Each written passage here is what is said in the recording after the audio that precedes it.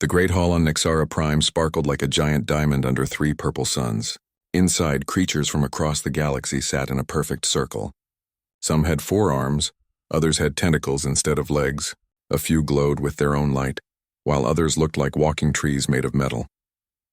Elder Kithara moved slowly to the center of the hall. Her people, the Veltari, had been traveling between stars for over 50,000 years. She was old even by their standards. Her blue skin was wrinkled like ancient paper, and her 6 eyes held the wisdom of countless worlds. "My friends," she began, her voice shaking with age and worry, "we have found something that scares me. Something that should scare all of us." The other council members shifted in their seats. What could frighten someone who had lived for thousands of years? Kithara raised one of her 4 arms, and a blue light filled the air above them. Images appeared, a small blue and green planet spinning slowly in space. White clouds swirled around it like cotton candy. "This world is called Earth," Kithara said. "It sits in a yellow star system, far from our main trade routes. At first we thought it was just another primitive world. But when we studied it closer, we found something terrible." Chairman Vextar laughed from his golden throne. He was huge, even sitting down. His people, the hegemony, controlled most of the galaxy. They had conquered over 1,000 worlds in the last few centuries. His red eyes glowed with amusement. "Terrible?" Vextar's voice boomed across the hall. "Elder, you worry too much. Show us these terrible primitives." The image changed to show cities on Earth. Tall buildings reached toward the sky. Cars moved along gray roads like tiny insects. Ships crossed blue oceans while metal birds with wings carried people through the clouds. "They still burned dead plants for energy," laughed Counselor Nexus, whose people lived underwater. "They fight each other with metal sticks that throw tiny pieces of metal. They have not even left their own star system." More laughter filled the hall. But Kithra did not smile. "You do not understand," she said, her voice growing stronger. "Look closer. Watch how they build. See how they learn. Notice how they never stop trying." The images showed humans working together. They built roads across entire continents. They put machines in space to talk to each other across vast distances. When earthquakes destroyed their cities, they built them again, but stronger. When diseases killed millions, they created medicines to fight back. "I have seen this before," Kithra whispered, but her voice carried to every corner of the hall. "Long ago, when I was young, we found another species like this. They called themselves the Wanderers." The laughter stopped. Even the youngest council members knew the stories of the Wanderers. The mysterious race that had appeared from nowhere, conquered half the galaxy in just a few hundred years, then vanished just as quickly. "The Wanderers were different from us," Kithara continued. "We build slowly and carefully. We think before we act. We accept limits. But they never accepted anything. When we told them something was impossible, they found a way to do it anyway. When we said they could not go somewhere, they went there first. When we tried to stop them, they became stronger." Vextar slammed his massive fist on his throne. "Fairy tales. Old stories to scare children. The hegemony has conquered 1,000 worlds. We have the biggest ships, the best weapons, the strongest armies. What can primitives do against us?" "Everything," Kithara said simply. "That is what makes them dangerous. We think in terms of what we can do. They think in terms of what they will do. There is a difference. On the other side of the galaxy, on the blue world called Earth, 2 people worked late into the night in a hidden laboratory deep under the city of Seoul." Jaehyun wiped sweat from his forehead as he stared at the strange machine in front of him. For 3 years, he had been trying to make fusion energy work. Everyone said it was impossible with current technology. Everyone said they needed at least 50 more years of research. Jaehyun did not care what everyone said. "Brother, you should sleep," said Minji as she entered the lab. She was 5 years younger than Jaehyun, but many people said she was smarter. She spent her nights looking at stars through massive telescopes, searching for signs that Earth was not alone in the universe. "I am close," Jaehyun said, not looking away from his work. "The fusion reaction is stable for almost 10 seconds now." "Yesterday it was only 3 seconds." Minji sat down next to him. She had news, but she was not sure she should share it. For the past month, her telescopes had been detecting strange signals from deep space. The signals were too organized to be natural. They followed patterns like someone was sending messages. "Jaehyun," she said quietly, "what if we are not alone?" He finally looked at her. "What do you mean?" "I mean, what if there are others out there?" "Other people, but not from Earth?" Jaehyun thought about this. Then I guess we better finish this machine quickly. Back on Nixara Prime, the council was voting. Most members agreed with Chairman Vextar. The humans were primitive. They were no threat. There was no need for special protocols or careful contact procedures. Only Councillor Zephys raised her hand to support Elder Kithara. Her people, the Luminar, were peaceful and wise. They had learned long ago that the biggest dangers often came in the smallest packages. The vote is decided, Vextar announced. When we contact this Earth, we will treat them like any other primitive world. They will join the hegemony, provide resources, and follow our rules. Simple and easy. Elder Kithara stood slowly. Her ancient bones creaked like old wood. I have tried to warn you. When this is over, remember that I tried. She walked toward the exit, moving like someone carrying a great weight. As she reached the door, she turned back one last time. The Wanderers did not disappear because we defeated them, she said. They disappeared because they chose to leave. But they left something behind, a promise that they would return if the galaxy ever needed them again. The door closed behind her with a soft whisper. In the Great Hall, the other council members continued talking and laughing, making plans for easy conquest. None of them noticed the small ship leaving Nixara Prime, carrying an old elder toward the edge of the galaxy. Kethra had a message to send to Earth, but she knew it was probably already too late. The galaxy was about to learn what happened when you underestimated humans. 3 months had passed since the council meeting on Nixara Prime.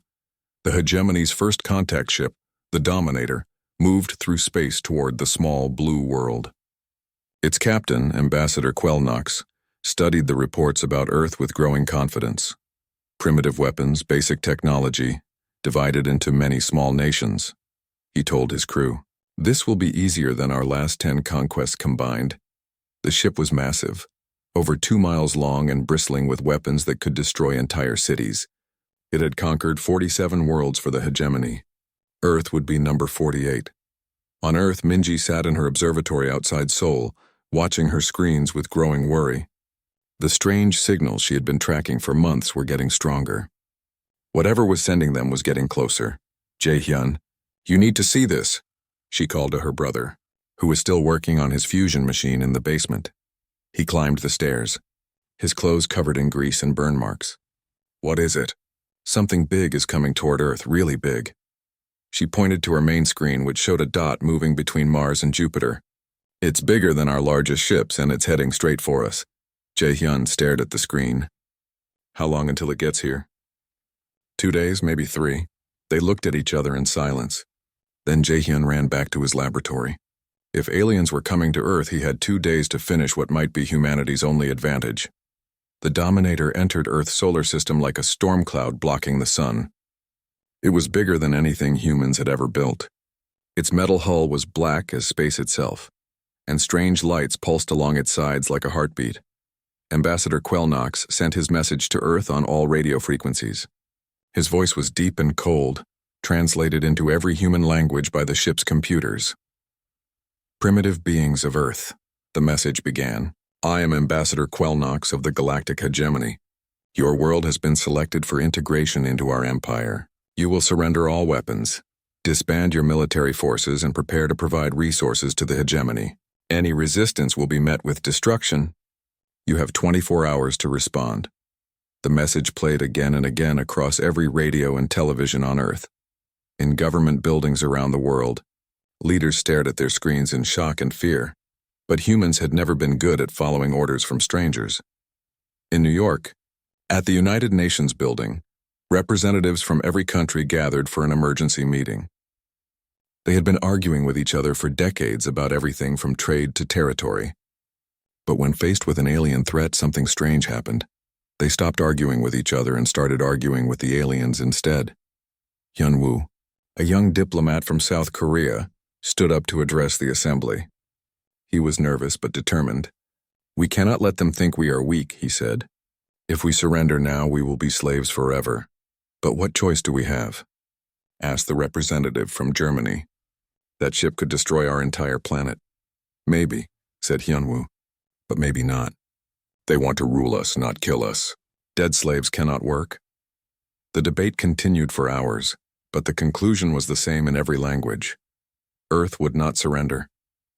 Yunwu was chosen to deliver humanity's response.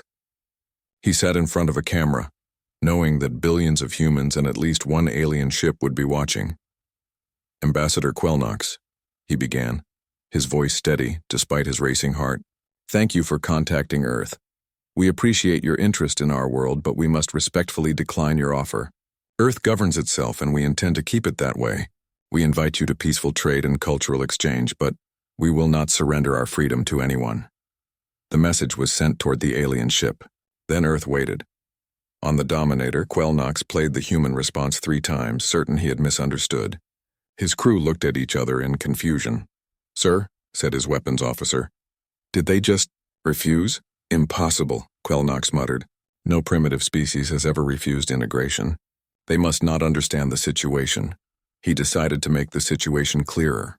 The Dominator's main weapons charged with a sound like thunder. Bright beams of energy lanced down from space, striking military bases in 12 different countries. The beams did not kill anyone, but they destroyed buildings, vehicles, and weapons with surgical precision. "Perhaps that will help them understand," Quelnox said with satisfaction. But humans had never been good at learning the lessons others wanted to teach them.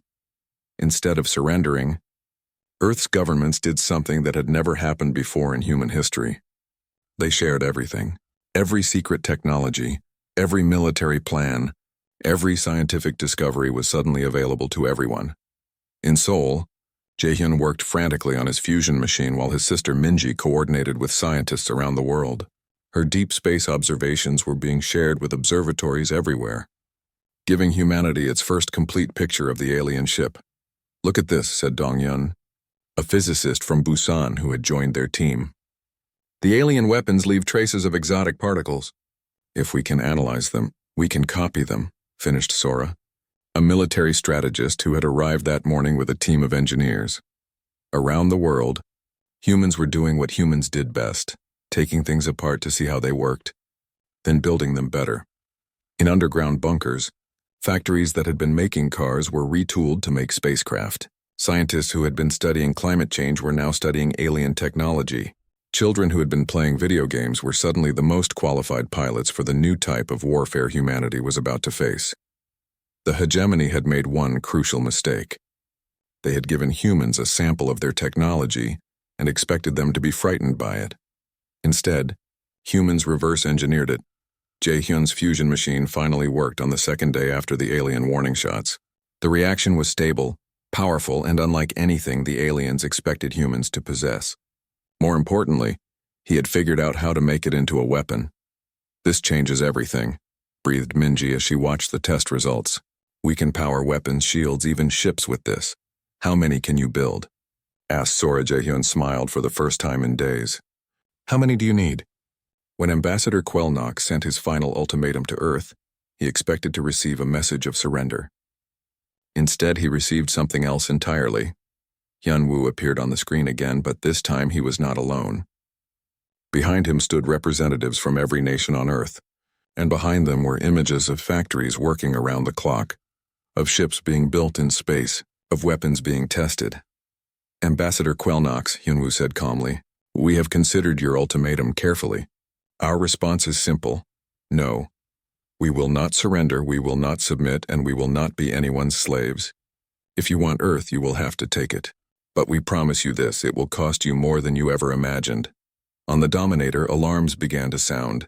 The ship's sensors were detecting energy signatures from Earth that should have been impossible for a primitive species to produce. "Sir," called the sensor operator, his voice shaking, "they have fusion weapons. Multiple fusion signatures across the planet. And sir, they're building ships." Quelnox stared at the readings in disbelief. "That's impossible. Our intelligence said they were centuries away from fusion technology." "Perhaps," said his first officer quietly, "our intelligence was wrong." For the first time in his long career of conquest, Ambassador Quelnox felt something he had never experienced before when facing a primitive species. He felt nervous. On Earth, in the hidden laboratory under Seoul, Jaehyun put the finishing touches on humanity's first fusion-powered warship. It was small compared to the alien vessel, but it was fast, agile, and packed with weapons that the aliens had never seen before. "What should we call it?" asked Minji. Jaehyun looked up at the ceiling, thinking of the stars beyond. Hope, he said finally. We'll call it hope. The first battle was about to begin, and for the first time in galactic history, the primitives were going to fight back. The emergency session of the Galactic Council was unlike any in living memory. Representatives arrived from across the galaxy, their ships filling the space around Nexara Prime like angry insects around a disturbed nest. The great crystal hall buzzed with worried voices in dozens of languages. Chairman Vextar sat on his golden throne, his red eyes blazing with fury. The report from Ambassador Quelnox lay on the table before him, but he refused to believe what it said. Lies, he roared, his voice echoing off the crystal walls. Impossible lies. A single primitive world cannot defeat a hegemony warship. But the evidence was undeniable. The Dominator had retreated from Earth's solar system after suffering damage from weapons that should not have existed. 3 escort ships had been destroyed by human vessels that appeared and disappeared like ghosts. Most embarrassing of all, the humans had captured alien technology and somehow made it better. Elder Kythera entered the hall slowly, leaning heavily on her walking staff. The other council members fell silent as she made her way to the center. Her ancient face was filled with sadness, but also with grim satisfaction. I warned you, she said simply. I told you what would happen and you laughed. Enough. Vextar slammed his fist again. One lucky battle means nothing. The humans got lucky, nothing more. When we send a real fleet, they will be crushed like the insects they are. Councillor Zephys of the Luminar stood up, her gentle voice cutting through the tension. Chairman, perhaps we should consider peaceful contact. The humans have shown they can defend themselves. Maybe we should treat them as equals. The hall erupted in angry voices.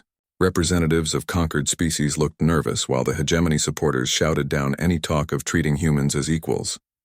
If word spread that primitives could stand up to the hegemony, rebellions might start across the galaxy.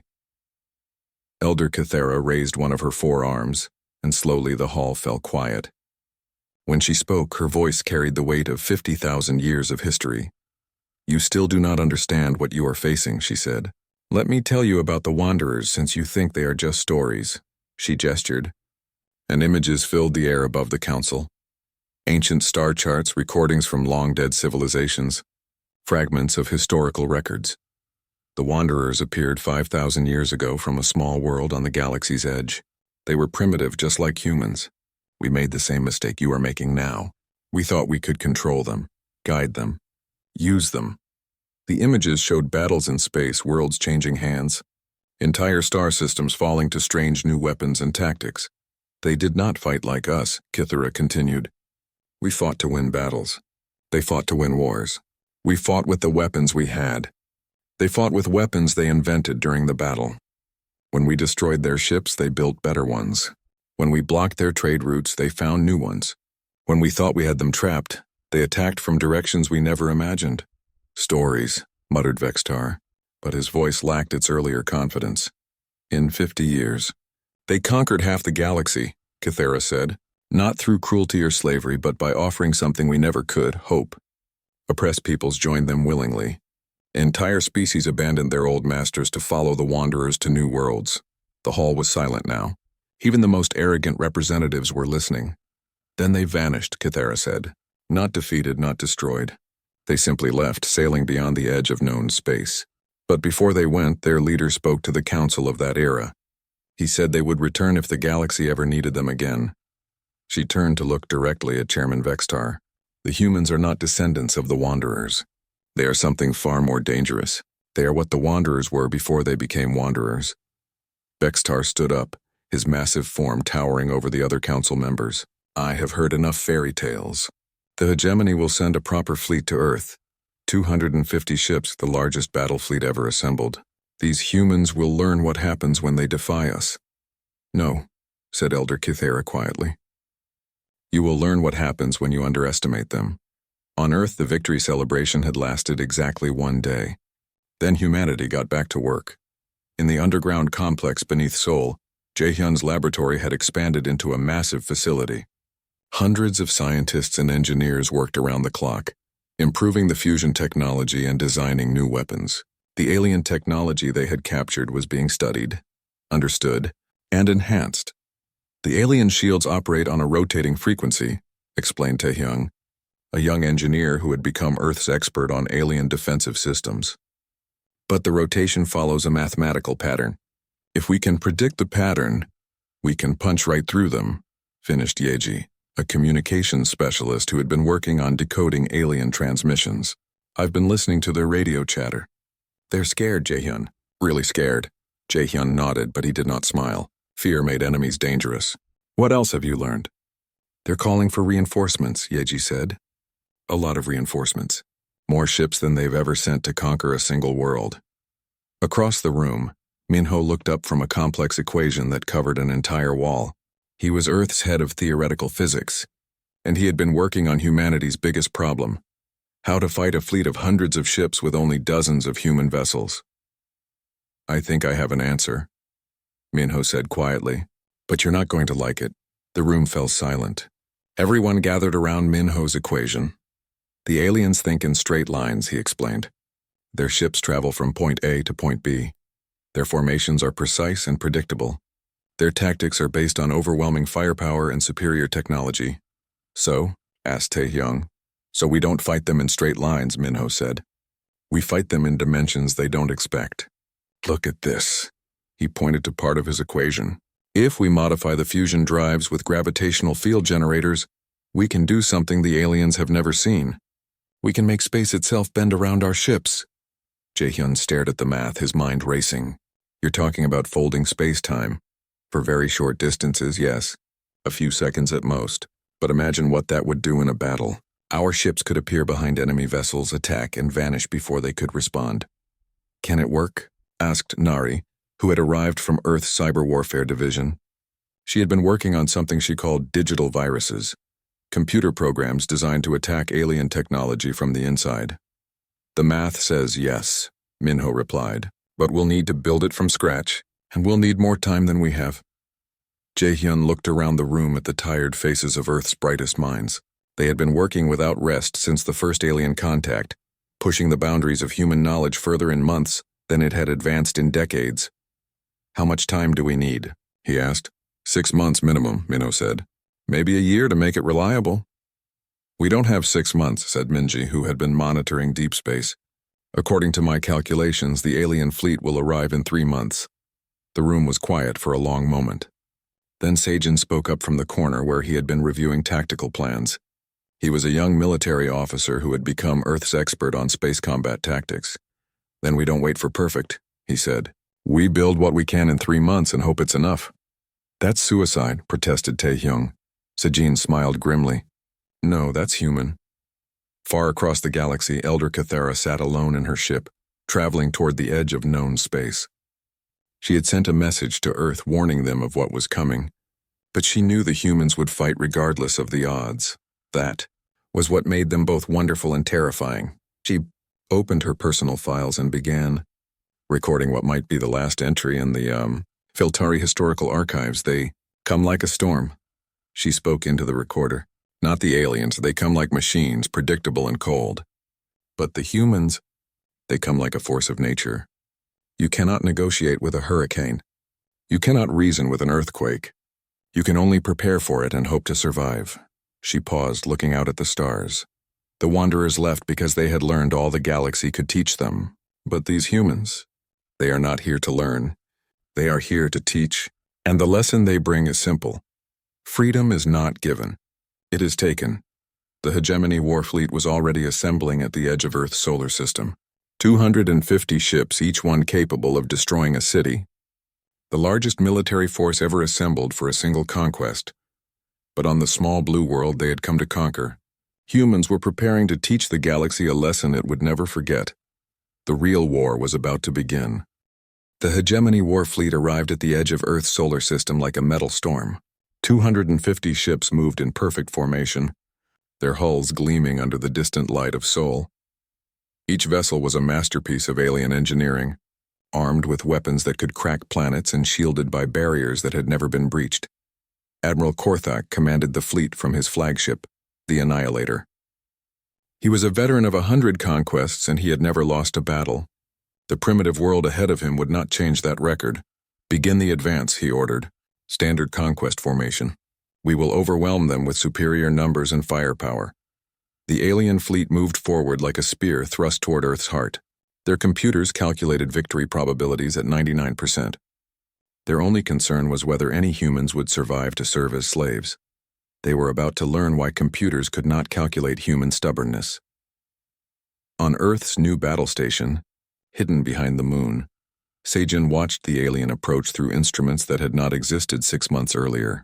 The station itself was a marvel of human engineering, built from scavenged alien materials and powered by Jaehyun's fusion reactors. Contact in 6 hours, reported Yeji from her communications post. Their formation is exactly what we predicted. Seijin nodded. The aliens were thinking like aliens, organized, logical, predictable. Humans had spent 3 months learning to think like humans, chaotic, creative, impossible. Send the signal to all Earth ships, Seijin ordered. Operation Chaos begins now. Across the solar system, human vessels received their orders. There were only 43 of them, tiny compared to the alien fleet. But each one was unique, built by different teams with different ideas about how to fight a war that had never been fought before. The first surprise came when the alien fleet reached Jupiter. Admiral called the sensor operator on the Annihilator. We're detecting ships near the gas giant. Small vessels, possibly miners or research ships. Destroy them, Korthak ordered without interest. Clear the path to Earth. 6 alien destroyers broke formation and moved toward Jupiter. Their sensors showed 12 human ships, easy targets for experienced warriors. The destroyers charged their weapons and prepared to demonstrate hegemony power. That was when the humans vanished. Where did they go? Demanded the destroyer captain, staring at empty space where the human ships had been. The answer came from behind him. Minho's space-folding technology had worked, allowing the human ships to bend space around themselves and appear where the aliens least expected. The 12 human vessels materialized inside the alien formation and opened fire with weapons that made no sense. Instead of energy beams or explosive missiles, the humans fired clouds of microscopic machines, nanobots designed by Earth's smartest engineers. The tiny robots swarmed over the alien hulls, eating through armor and shields like acid through paper. Impossible, screamed the destroyer captain as his ship began to fall apart around him. How are they doing this? He never got an answer. All 6 destroyers were reduced to scrap metal in less than 5 minutes. Admiral Korthak stared at the battle reports in shock. How did primitive ships destroy 6 of our vessels? Unknown, sir, replied his tactical officer. The human weapons appear to be self-replicating machines. We have no defense against such technology. Then we adapt, Korthak growled. Increase shield frequency to maximum. Close all external ports. Prepare for nanomachine attacks. But humans had learned something important about fighting aliens. When your enemy adapts to one weapon, you use a different weapon. The second wave of human ships attacked near Mars using Nari's computer viruses. The aliens had adapted their shields to stop nanobots. But they had not considered that human computer viruses could think in ways alien minds could not understand. The viruses slipped through alien computer systems like ghosts, rewriting code and changing commands.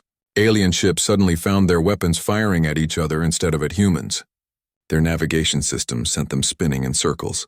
Their life support began playing human music instead of providing oxygen. What is happening to our systems? Demanded Admiral Korthak as his own ship's computers began displaying dancing cartoon, animals instead of tactical information. The humans appear to have infected our network with hostile software, reported his chief engineer. But sir, this is impossible. Our computer systems are completely incompatible with human technology. Then how are they doing it? The engineer looked confused and frightened. I think their software is learning our systems and adapting to them. It's getting smarter. Korthak felt something he had never experienced in 100 battles: doubt. How could a primitive species possess technology that his advanced civilization could not understand or counter? The answer was simple, though he could not comprehend it. Humans did not just build tools. They built tools that could build better tools. As the alien fleet approached Earth's outer defenses, they encountered Taehyung's modified shield technology. The human engineer had studied captured alien barriers and found their weakness. They were designed to stop known types of weapons, so humans built unknown types of weapons, the Third wave of human ships attacked with weapons that existed in multiple dimensions at once. The energy beams phased in and out of normal space, passing through alien shields as if they were not there. When the beams hit alien hulls, they did not explode or burn. They simply made the target ships forget how to exist. Entire alien vessels winked out of reality, leaving behind only confused memories in the minds of their crew's families. "This is madness," screamed Korthak as his fleet was torn apart by weapons that violated every law of physics he knew. "How can we fight enemies who use impossible technology?" His science officer looked up from instruments that showed readings that could not be real. "Admiral, I don't think they're using impossible technology. I think they're using possible technology that we never imagined was possible." The distinction was important, but Korthak was too angry to understand it. The final phase of the battle came when the surviving alien ships reached Earth itself. Only 97 vessels remained from the original 250, and many of those were damaged. Korthak expected to face Earth's final defenses, orbital platforms, defensive satellites, maybe a few desperate ships making a last stand. Instead, he faced something no alien military mind had ever conceived: Earth's entire moon. Minji's gravitational engineering had been working for months to modify Luna's orbit. When the alien fleet arrived, Earth's moon was no longer where their star charts said it should be. It was moving, powered by fusion engines built into its core, armed with weapons that used its entire mass as ammunition. "Sir," whispered the sensor operator, "the moon is shooting at us." Massive chunks of lunar rock, accelerated to incredible speeds by magnetic launchers, smashed into alien ships like hammers hitting eggs. The aliens could not return fire, effectively because their target was the size of a planet and moving in ways that defied orbital mechanics, but the humans were not finished. As the alien fleet tried to retreat from the weaponized moon, they found their escape route blocked by something impossible. Earth's entire defensive fleet, over 200 ships, had appeared from nowhere, surrounding the aliens in a perfect sphere. "Where did they come from?" demanded Korthak. "I think," said his tactical officer quietly, "they've been here all along, hidden in folded space, waiting for us to get close enough." The final battle was not really a battle at all. It was a demonstration. Human ships danced around the aliens like wolves around trapped prey, their weapons striking from impossible angles, their defenses adapting to every alien tactic in real time. When Admiral Korthak finally admitted defeat and tried to surrender, he found that humans had one more surprise for him. They said no. "This is Captain Sejan of the Earth Defense Force," came the transmission to all alien ships. "You came here to conquer us. You fired on our world without provocation. You threatened our freedom. Surrender is not an option. You can run or you can be destroyed. Choose quickly." For the first time in galactic history, a primitive species was dictating terms to the hegemony. Korthak chose to run. His surviving ships fled toward the edge of the solar system, pursued by human vessels that seemed to get faster and more dangerous with every passing hour. As the aliens retreated, they sent desperate messages back to hegemony space. "Do not engage the humans. Repeat, do not engage the humans. They are not what we thought. They are something else entirely." On Earth, in the command center beneath Seoul, Jae-hyun watched the alien retreat with satisfaction but not surprise. Humans had not won because they were stronger or smarter than the aliens. They had won because they were human. "What's our next move?" asked Minji, already planning for the future. Sejan smiled as he studied star charts showing hegemony territory. "The aliens came to our solar system uninvited. I think it's time we return the favor." The age of human expansion was about to begin, and the galaxy would never be the same. 6 months after the Battle of Earth, the galaxy was a different place. Human ships appeared in star systems across known space, but not as conquerors. They came as traders, explorers, and protectors. Wherever the hegemony had oppressed smaller species, humans arrived with an offer: "We can help you be free." The response was overwhelming. On the crystal world of Nexera Prime, an emergency session of the Galactic Council was taking place. But this time the Great Hall was packed with representatives from species that had never been allowed to speak before. The hegemony's empire was crumbling as world after world declared independence, protected by human fleets that seemed to appear wherever they were needed. Chairman Vextar sat slumped on his golden throne, looking older and smaller than anyone remembered. His great empire, built over 1,000 years of conquest, was falling apart in months. How? He asked Elder Kithra, who sat calmly in the center of the hall. How did they do it? How did primitives destroy everything we built? Elder Kithra's ancient eyes held infinite sadness, but also hope. Because you never understood what you were fighting. You saw their technology and thought it was inferior. You saw their numbers and thought they were manageable. But you never saw their spirit. The hall was silent except for the whisper of ventilation systems and the soft glow of recording devices. Representatives from dozens of species listened as the elder spoke words that would echo through history. Humans do not fight to win battles, she continued. They fight to win futures. They do not accept defeat because they do not recognize it as permanent. When you destroyed their ships, they built better ones. When you adapted to their weapons, they invented new ones. When you thought you had them trapped, they changed the rules of the game. On the human ship Hope, now flagship of Earth's growing fleet, Admiral Sejin studied reports from across the galaxy. His title was new. Humans had never needed admirals before meeting the aliens. Many things about human civilization had changed in the past year. Status report he requested from his bridge crew. Kyung-soo, his tactical officer, consulted a glowing display. 17 more systems have requested protection status. The hegemony fleet that was threatening the Zephyr homeworld has withdrawn, and we've received a formal invitation to establish an embassy on Luminar Prime. What about the hegemony core worlds? Sejin asked. In chaos, reported Yuna, who had become Earth's first ambassador to alien species. 3 more governors have declared independence. Their military is split between those who want to continue fighting us and those who want to negotiate. Sejin nodded. Humans had learned that victory in battle was only the beginning. The hard work came afterward, building something better than what you had destroyed. Any word from our exploration fleets? Captain Hana reports that the Wanderer ruins in the Omega sector are even more extensive than we thought, Kyung-soo said. The archaeological teams think they've found evidence of technology even we haven't imagined yet. The discovery of the Wanderer ruins had been one of the most significant events since the war ended. Elder Kithara had finally revealed the location of the ancient sites where the mysterious Wanderers had once lived. What human scientists found there had changed their understanding of what was possible. The Wanderers had not been conquered or destroyed. They had evolved beyond the need for physical existence, becoming something that transcended matter and energy. But they had left behind gifts for whoever came after them, technologies and knowledge that could reshape the galaxy.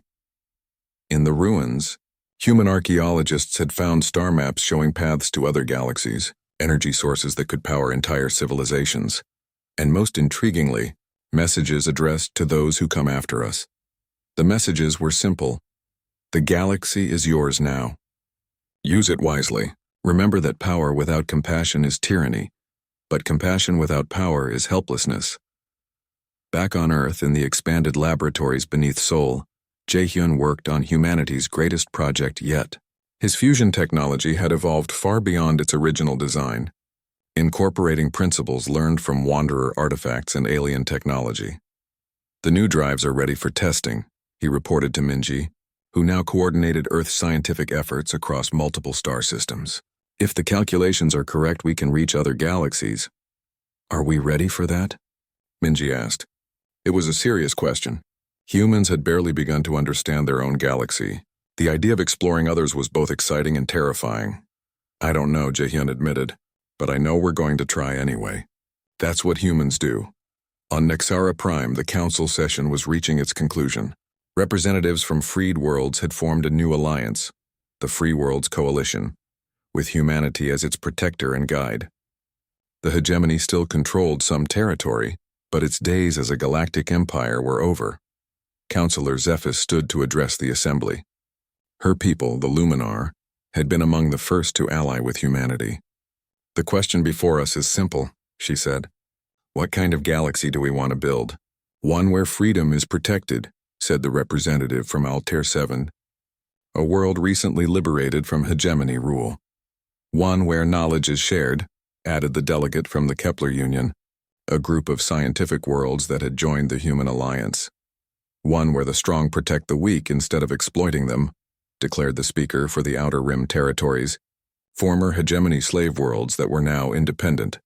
Chairman Vextar listened to the voices of species he had once ruled with absolute power. And what of the hegemony? He asked bitterly. What becomes of us?